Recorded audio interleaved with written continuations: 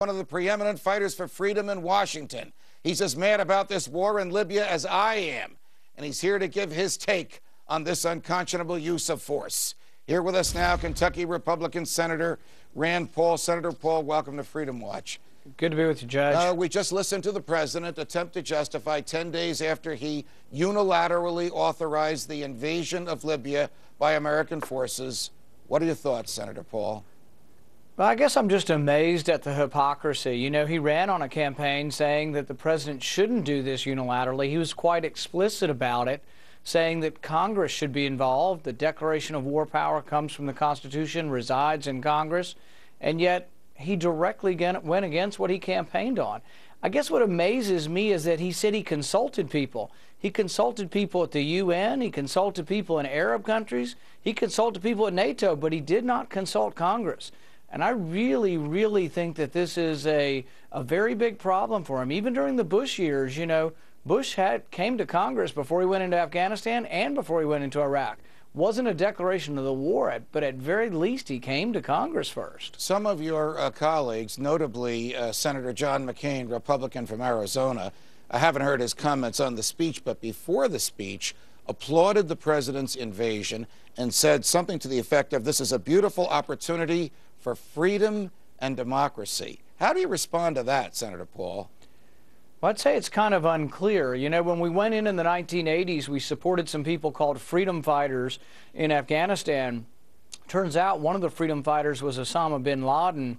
That didn't turn out so well. I mean, the unintended consequences from going into a country like Libya, where some of the fighters have been linked to al-Qaeda, some of them have actually traveled to Afghanistan and have fought against us in Afghanistan, that we would actually be supporting rebels who may be supporters of fundamentalist Islam and fundamentalist jihad. I find it really disconcerting. But really the most important thing here that can't be lost is that he's directly going against the values and the meaning of the Constitution that says Congress shall declare war.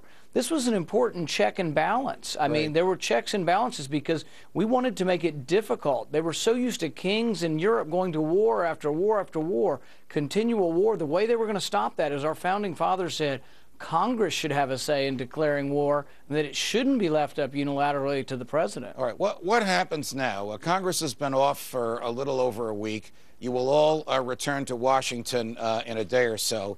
Is there enough belief among Democrats as well as Republicans, as your colleague from Texas, Senator John Cornyn, said, that the president effectively treated Congress like a potted plant? Is that view strong enough so that Congress will do something, put his feet to the fire, restrain him, force him to explain, take a vote, do what Congress is supposed to do in situations like this? I think Congress, you know, has been abdicating its power for 100 years. They give away their power to the president, and as a consequence, we have no checks and balances. Yeah, I hope we will stand up. I will be one of those who will be leading the fight to say, Mr. President, this isn't the way it works. You don't get to unilaterally declare war. And so we will have some discussion here next week, and it's yet to be determined the outcome.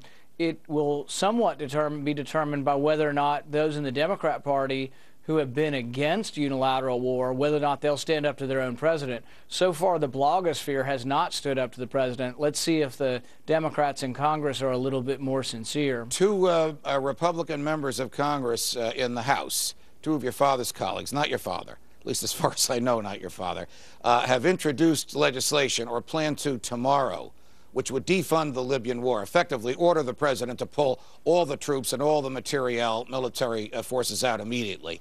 How will Senator Rand Paul vote on that if it comes to the Senate for a vote? Well, we're going to look at that, and other possibilities are actually saying whether or not there should be a declaration of war. You know, it's a privileged resolution under the War Powers Act, and it may well be that a nucleus gets together and says, you know what? You don't go to war without our approval. Right. What happens if there were a declaration of war voted down? That might make for some interesting discussion. Well, Dennis Kucinich in the House says if there's a declaration of war voted down and the president keeps the troops there, then the president's committing an impeachable act. That, of course, turns another page and takes us to another level, something I'm sure you don't want to confront. But if we're serious about the Constitution, we have to be serious about the unique role of the president and the unique role of the Congress. Well, I think there are principles that were given to us by our founding fathers that are in the Constitution that really are very important. It doesn't matter whether the president's a Republican or a Democrat.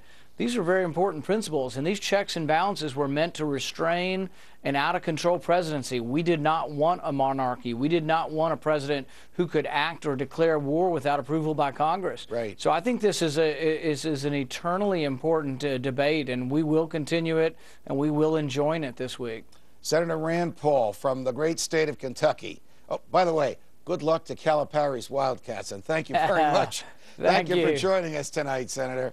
The President's Livia